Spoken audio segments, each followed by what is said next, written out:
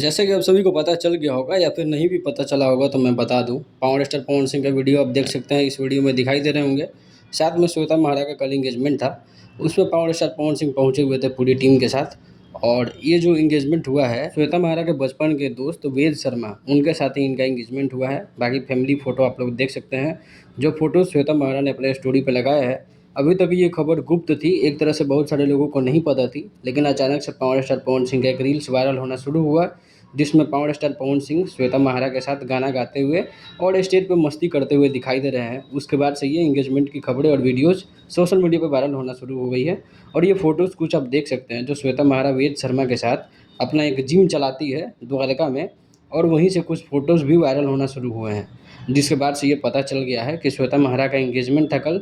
बहुत सारे लोगों को नहीं पता है शायद, तो शादी और एंगेजमेंट को लेकर के कन्फ्यूजन चल रहा है।